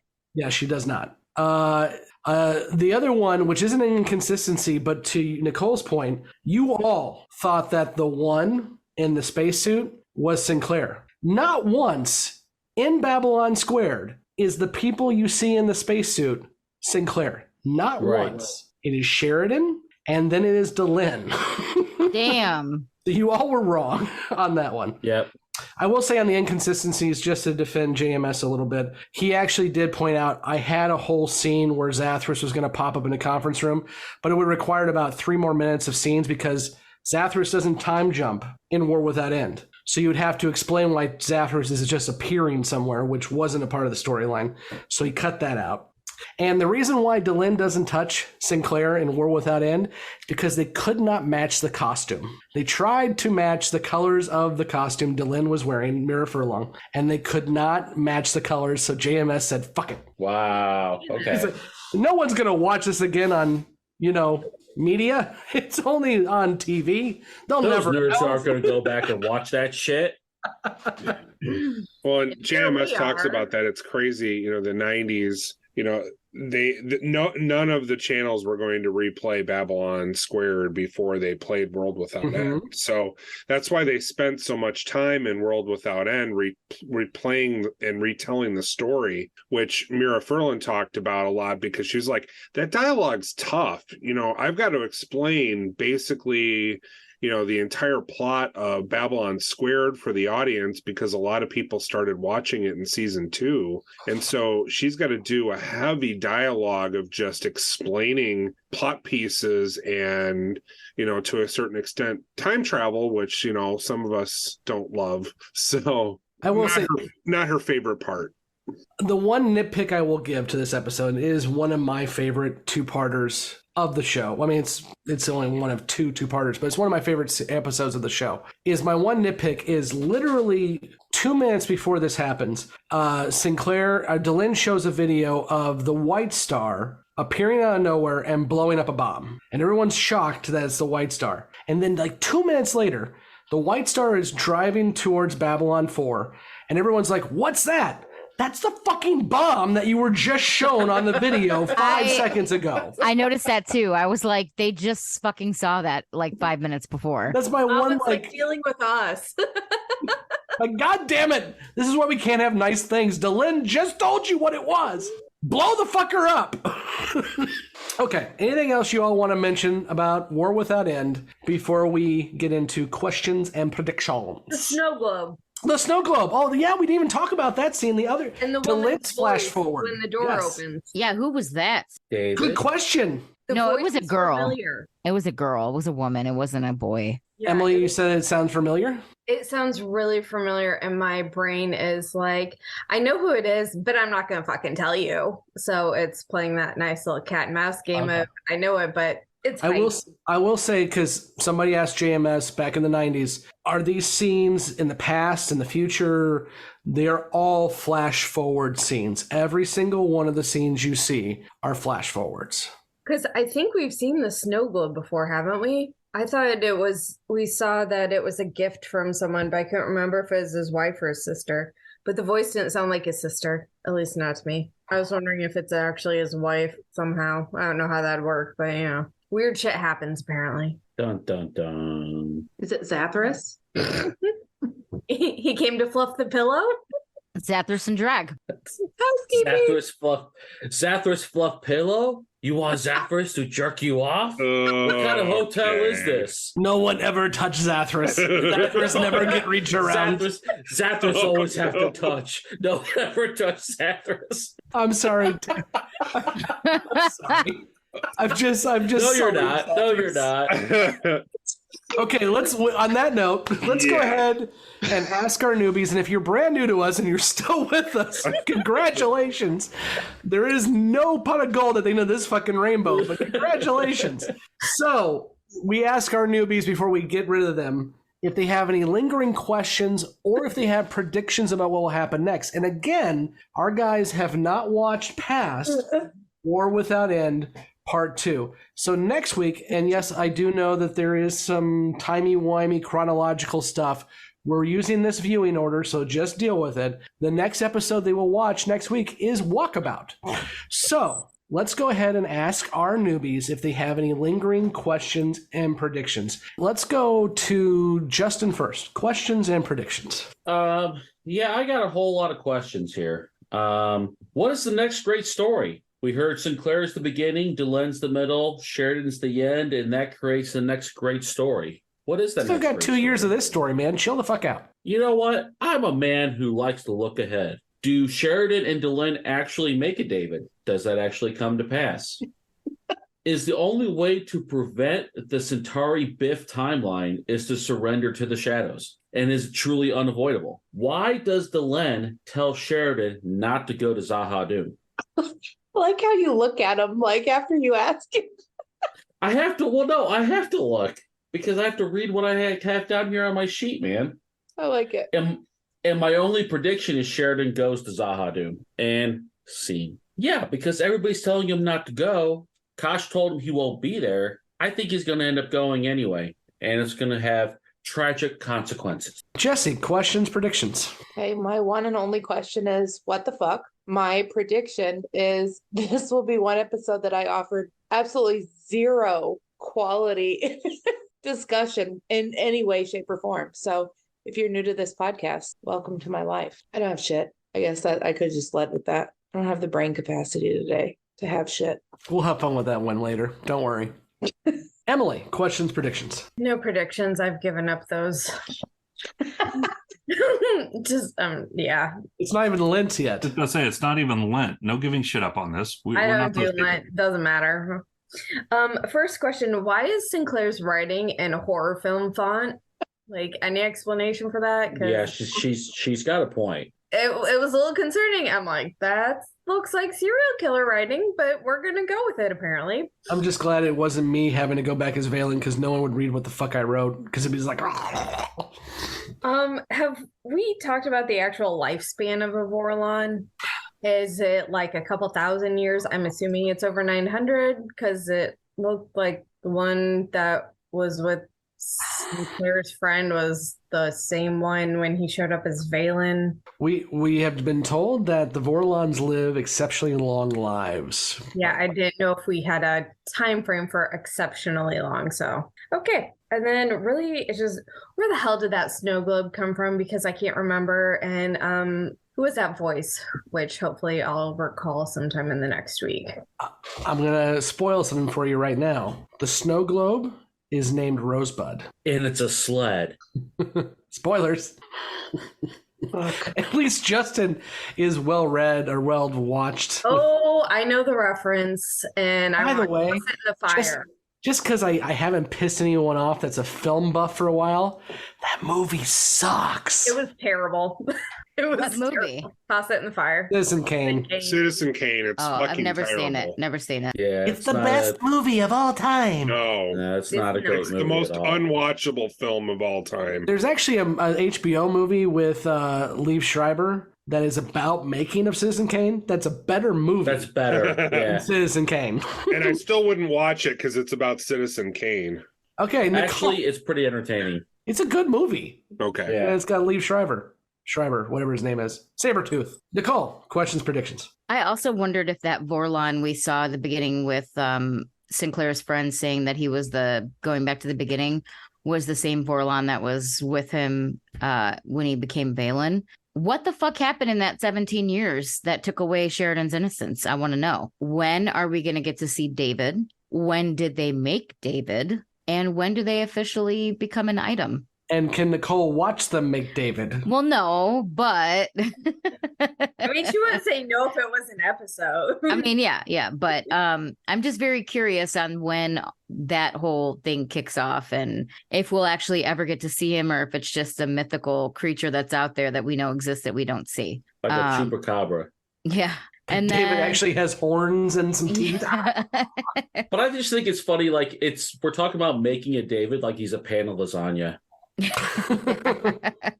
And then I think other than that, I don't really have any other questions per se, because I kind of said some throughout the episode. Prediction wise, I think this is going to kick off a whole new fucking realm of shit show that's coming our way with the shadows and just in general. Like, if we thought shit escalated before, I feel like shit's about to escalate even more so.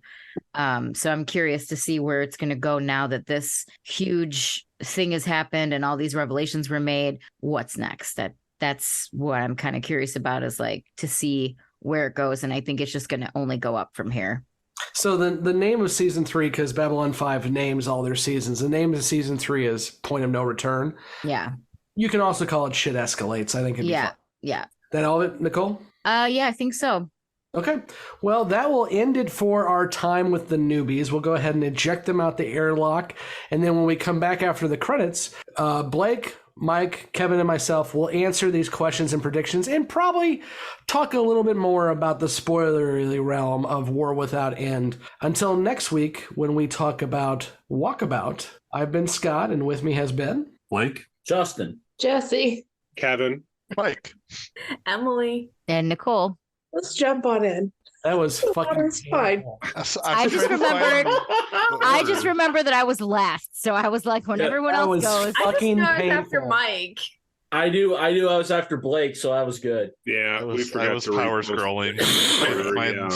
And for the half of you who will leave us, because I do see the analytics, and half of you drop off at this point every show, for the half of you who will leave us, please make sure to like, subscribe, follow, leave a review, and help us keep this show growing. We just hit 225,000 views and listens, and we are this close to 250,000. So thanks so much for continuing to grow this thing, and please make sure to like, subscribe, follow, join us on the social medias so you can play around with Jessi and her Zathrai, as well as seriously, it's comments like that when we wonder how 225,000 listens and views of people putting up with us and our bullshit. We don't understand it. We really don't. What is wrong with you people? Why are you listening? In your review as to why you're still here. That's it. The next thing on Apple is please leave a review of why the fuck do you listen to us? Please. On the next episode of How Fucking Stupid Can We Get? It sounds like a live episode right there. Let's just talk about how fucking stupid we can get on Grey 17. We can get pretty fucking stupid. Or as Zathra would say, click, click, bloody click, click. Stop. Yeah. I'm with Emily. I can't fucking stand that noise he was making. Okay. Ew. Yeah. When I hear that, Zathra is not what I'm thinking of. No, same. Bonus achievement unlocked. I know what to do to annoy the piss out of all you guys now. Okay. Bye. All right. Walkabout next week, Justin. Walkabout. Okay. Yeah, we'll see. Yeah. Bye. Bye. Bye. Thank you for listening to Grey 17, a Babylon 5 podcast.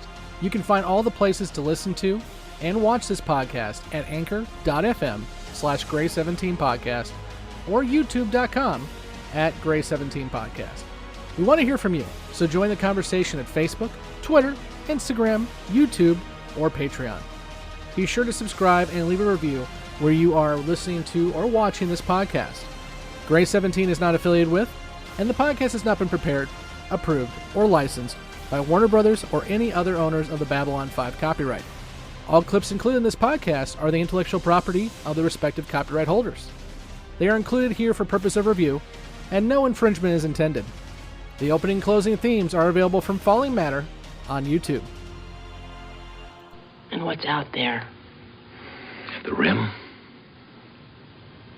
And beyond that? the truth.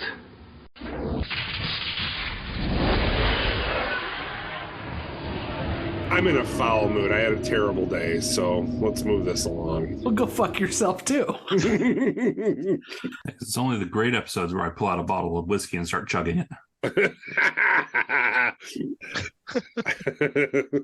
Welcome back to Beyond the Rim. Again, this is a spoiler warning. If you have not watched past War Without End, we're going to be talking about what happens for the rest of the show, so this is where you should drop off. So guys, we're going to get into the questions and predictions, but the first thing, Blake, I know you wanted to talk about a little bit, was go into more of a deep dive of the Shadow War that happened 1,000 years prior to Babylon 5. Yeah, because I think that's the one thing our newbies kind of glossed over. Granted, they were all kind of glazed over anyway from this episode, but the Shadow War, we get the title War Without End. The Shadow War never really ends, right? Up until this point, it's been they push each other, one side kind of goes dormant, but the war always heats back up. It's almost been a cycle. And this 1,000 years ago being the last cycle, and the significance of Babylon 4 is without that station, the Shadows would have been in a much stronger position coming into this latest cycle, and they wouldn't have been able to take them on or to win at this point. So I think when you get the War Without End title, it really gets into how much of a cycle this Shadow cycle between hot and cold war has been between the two sides, between the Vorlons manipulating the younger races and the other sides in this. So I think they kind of missed that in a few ways. And they've all been asking, what about the Shadow War? They missed a good chance here to kind of dive into some of that. To your point about the war never ending too, that's kind of Delen's mantra at the end is like, yeah, the bad guys change, but there's always going to be fighting between light and dark as well too. But yeah, I agree. I tried to make those connections every once in a while. Like, we now know not only Valen, but we know about the Triluminary. We know about the Vorlons and so forth and so on. So I'm hopeful that as we get closer to the end of the season, our newbies will continue to make some connections. Because I think this is really the build-up towards the end. Season 4, and we know Season 4 was truncated because of the potential end of the show. But Season 4 and Season 5 are really kind of wrap-up, whereas in Season 3 is kind of answering those questions. So we'll see. So let's get into the questions of our newbies. And the first question comes from Jessi, and it is simple. What the fuck? Anyone want to answer? What the fuck? Why the fuck? Timey-wimeys. I actually think this is one of the easiest time travel stories to understand. It's not bad, but it isn't the easiest because there are at least 4 different points in time that come into play during this. I guess. I mean, if you count the flash forwards, but really when it comes down to it, those are just kind of ancillary. Well, it's flash forwards. It's the fact that in current time, you're taking the White Star back in time a few years to grab a space station to take it back even further in time. And oh, by the way, you've already seen part of this before. Well, and I know. And they had to jump around a couple of times when they're on the White Star. They're 4 years ago. They're 2 years, So, like I said, it's not A to B and back again. It's a little bit more complex than that. Okay, I'll give you that.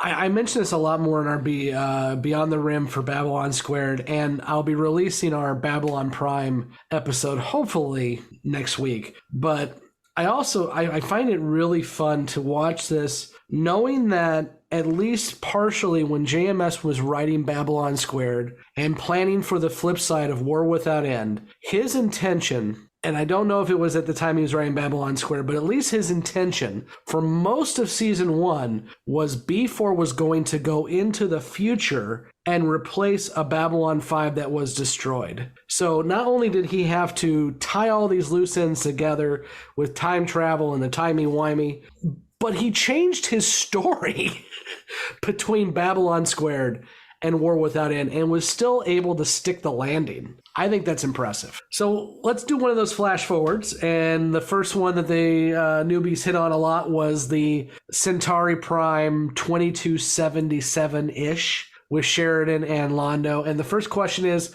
Londo under someone else's control? And I don't understand why all the newbies didn't see the damn keeper, because he had tentacles coming out of his neck. I was really confused by that. I mean, I thought they were fairly clear about it in the episode. I mean, he basically spelled it out. The Friends of the Shadows came to Centauri Prime and put everybody on lock. Like, yeah, he's under someone else's control. Well, and to Justin's question, and it's not the exogenesis creatures either. It's the Drock and their keepers. Yeah, which we haven't met the Drock yet, and we really won't meet the Drock in this series. We'll meet him more in Crusade for 5 minutes. But yeah, I mean, it was pretty clear. I mean, when you look at Londo, he's got 3 tentacles and an eye thing on his shoulder. So it was kind of fascinating to me that the guys didn't catch on to that. But maybe it's because I've watched the show way too many times. I mean, he pulled his collar down and showed him. Yeah, and I then really don't know why everybody got up to go get a drink at the exact same moment. Although I will say, back in the 90s, I was reading through the JMS responses on Lurker's Guide, and at least one person asked which eye opened up during the fight. I'm like, it was the keeper. It was fairly clear it was the keeper. Why are you asking that? Yeah. The other thing the newbies didn't catch on that, or at least didn't talk about, was Londo didn't start fighting back until the keeper took over. So we know Jakar dies at the same time. It really wasn't Londo that kills Jakar. Jakar kills Londo, but the keeper kills Jakar. I'm looking forward to the episode where I'm blanking on the name of it right now. It's in season 4. I may even be season 5. I'm sorry, I don't even remember at this point. But when Londo meets Jakar for the last time on Centauri Prime, when he knows he is going to go get his keeper. And that scene between Peter and Andreas is the best scene that those two share in the entire show.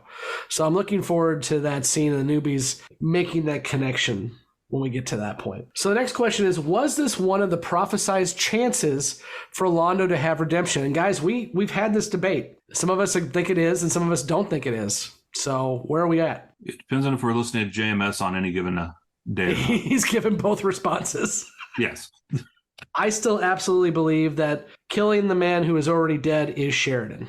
Yeah, I agree. Londo kills Sheridan, then he fails. Yeah. I agree with that now.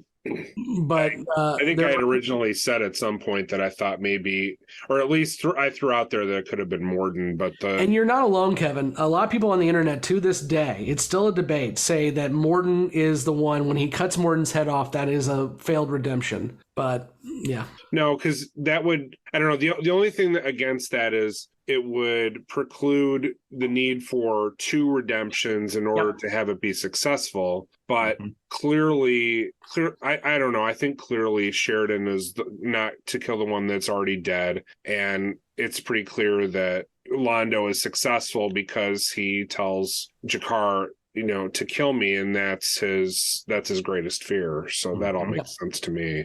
And those are the last 2 prophecies, is if all else has failed, giving in to your greatest fear. And we know that Centauri are born with their death in their dreams.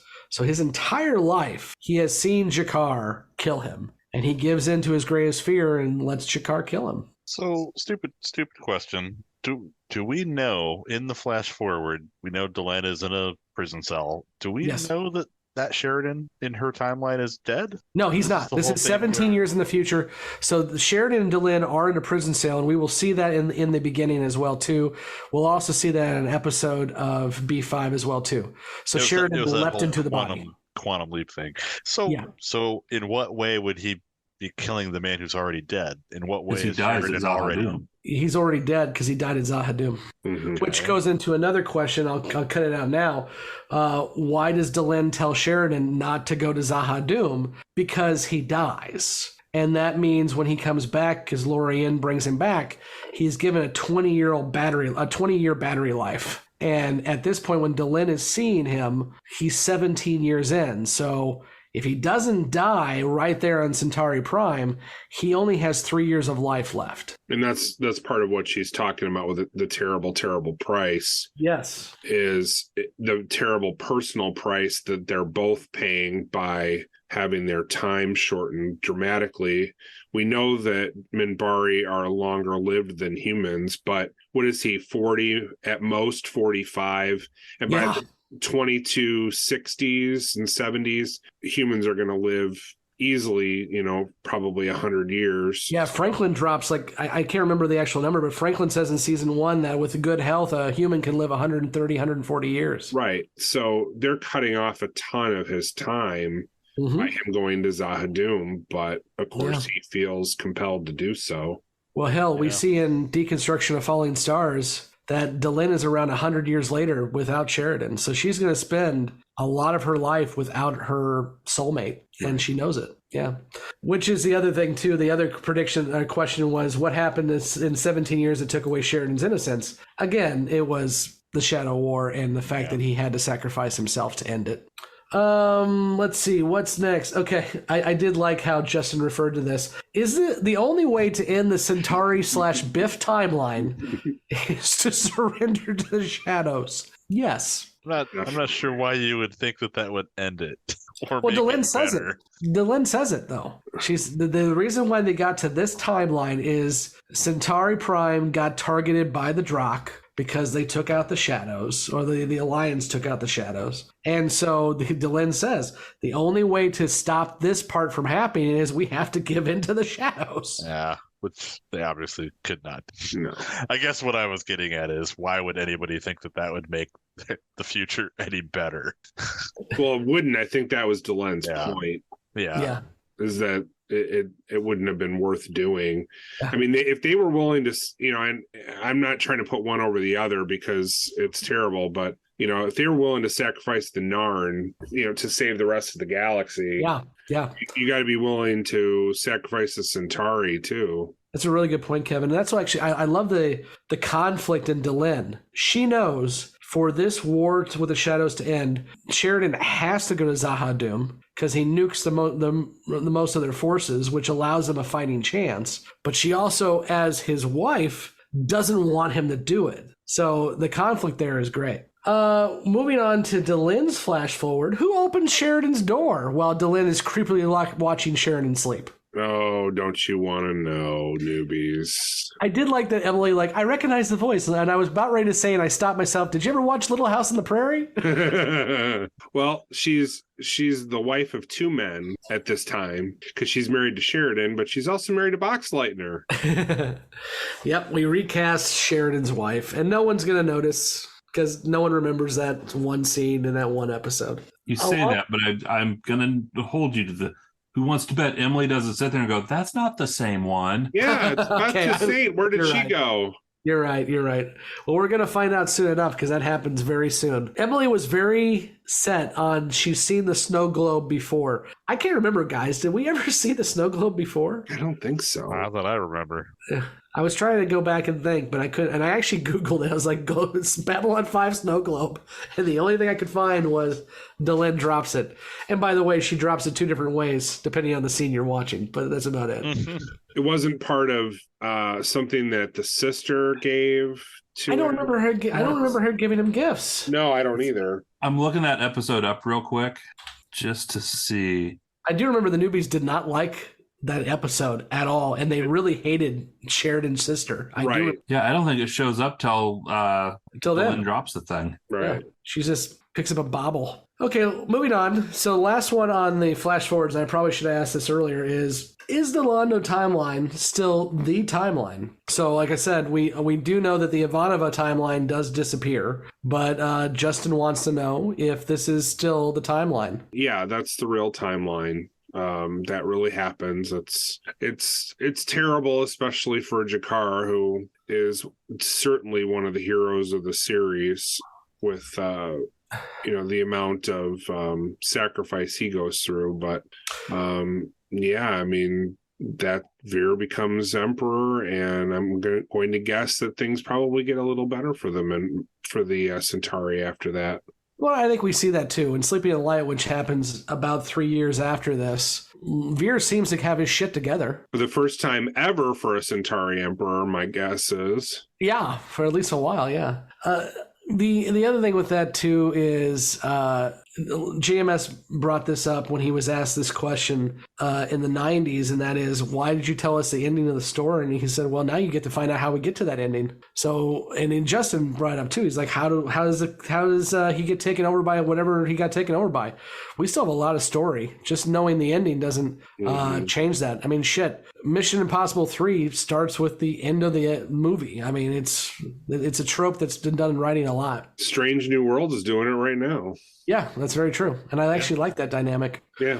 So, because Nicole loves the baby making, do Sharon and Delenn actually make a baby? Yes. Yes. And no, you cannot watch. And no, we don't ever see David. Do we get to see them make David? No, we don't. I'm sorry. And you won't get to meet David either. No, that's the interesting thing, and we'll talk more about it when we talk the original plan for Babylon 5. But David is always the interesting thing because we never get to see David. He's Maris Crane. He's Mrs. Norm from Cheers. Because as we discussed with the original plan, David was going to be a huge factor in the second series of Babylon 5 if it ever happened. Even in Lost Tales, he gets mentioned as like a wave of the hand, yeah, David's around. And that's really about it. And I was one of the guys who thought when the Road Home cast got announced that the David Sheridan on the cast was going to be David too, but nope, we still don't know. We've never seen David. He's nothing. Yeah, I guessed it was going to be the dad, and it's not like taking any credit for guessing a 50-50 and getting right, but I don't know. I think it's kind of great that we don't see David. It's you don't have to show everybody. I agree, and I think like there's a very tired trope in Hollywood writing, which is like either everybody is somehow related to somebody else, or like if your parents were great, then the next generation is going to somehow be great and special. And like, sorry, that's just not reality. Oh, I'm gonna keep my mouth shut because Kevin's gonna kill me. Yes, you're gonna.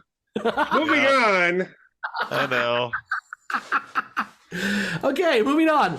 I just put this in here because Emily always throws out weird shit questions.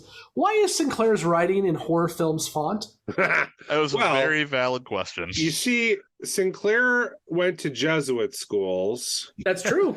And so his handwriting is probably immaculate because you get smacked around if it wasn't. I guess also, too, my thought is he has a lifetime to, plan out this letter, so he's going to take his time. to learn calligraphy. Yeah, make sure it's very, very pretty. I know Justin kind of alluded to it, but this is the one, too, where JMS, I don't dog him for it, but my God, this is straight out of Back to the Future 2, which came before this by about a decade. Because, hey, we found this box, and it's got a message for you in it. And it needs to be delivered by Western Union at this time, at this day. It has to be delivered this day, and we had a pool in the back to see if anyone was going to be in it. We actually had this question, I think in season 1. Yeah, we still don't know. I'm willing to bet it's effectively forever. Well, they go ahead. say at one point that it's been so long since any of them died that they. So it's probably if it's not infinite, it almost is if they're not killed. The one thing we do know is the shadows are more long-lived than the Vorlons. The shadows are very, very close to the literal first ones, like Lorien, and the Vorlons come after. So they're not as long-lived as the shadows, but you're right. I mean, they can last, I would assume, millennia. Was the Vorlon at the beginning the same Vorlon who was with Valen or Sinclair? We don't know. Maybe. There's not that many of them. We know that, so there's probably a decent chance. I mean, would they really need a Vorlon on Minbar after this? I don't know. Yeah, we don't know for sure. I mean, there may be some extra media that a book somewhere that may have talked about, but I haven't read all the books because they're out of print. And if you would like to send me a copy of all the books, gray17podcast@gmail.com. I'm happy to do that. And it comes down to who gives a shit, because there's not like a segment of the story called Ranger One and his sidekick Bosch. So I do think it's cool though. Like when we in the beginning, we do see that Kosh and another Vorlon are, pulling the strings with both Dukat and then with Delin. So I do love the fact that the Vorlons are always in the shadows, pun intended, working this out. So, but yeah, you're right, Mike. It's kind of ancillary. The last question, and you can insert your Crusade jokes now. What is the next great story after Sheridan? It sure as fuck isn't Crusade. And we know it's not the Lost Tales either. Which Justin has apparently found a copy of the Lost Tales and has now twice asked us if he should pick it up. And we've all told him if he does, he can't watch it, but he's not missing much if he just ignores it. Yeah, he did the same thing to me on Saturday or Sunday when I was there, and he's like, "Hey, so tell me if I have this." I'm like, "Justin, this is not in your box set." So, yes, you have the Lost Tales now. Congratulations. Don't watch it and don't Google it. I will say though, as much as the Lost Tales are not good, and I agree they're not good, the two scenes with not scenes, but the story with Lockley and Galen are the best we actually get out of those two actors. I think the Lockley story is the best Lockley we get, and I always love Galen. So Galen showing up is great, but yeah, the Lost Tales are not good at all.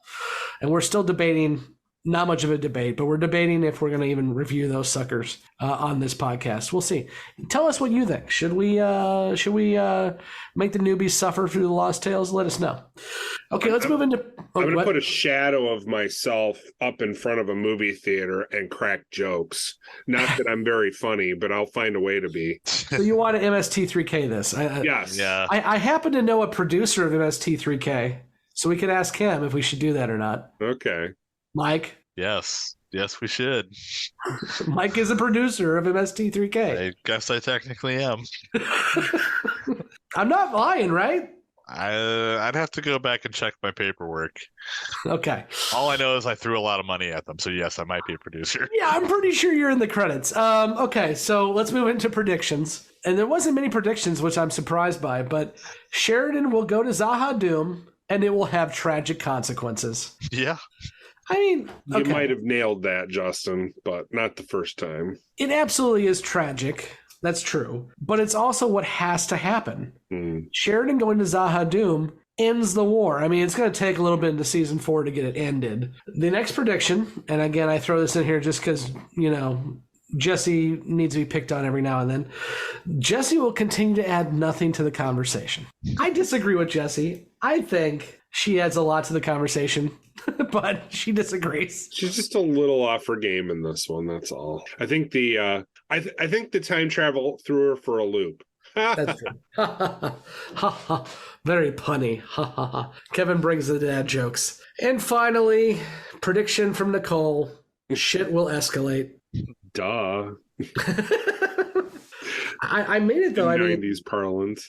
Zaha Doom is rated as the second best episode of Babylon 5 by the P5 score Lucre's Guide. And I don't disagree with that. I think Zaha Doom is the high watermark of this series. And we're going to be there pretty quick. So, well, and Rock cried out, no hiding place. Oh, yeah, well, that's season 4. But yes. Yeah, there's some good stuff coming. Yeah, I'm actually very fascinated to see how season 4 and season 5 are taken by our newbies. Because season 3 has been a very good season, I think. And it has not been a slow burn, but it has been, it hasn't been fast paced. Season 4 is a fucking roller coaster because they're trying to get to the end. And season 5 is season 5. So I'm looking forward to seeing what the newbies have to say about these last 2 seasons. But we still got a few episodes left in season 3, so we'll get there when we get there.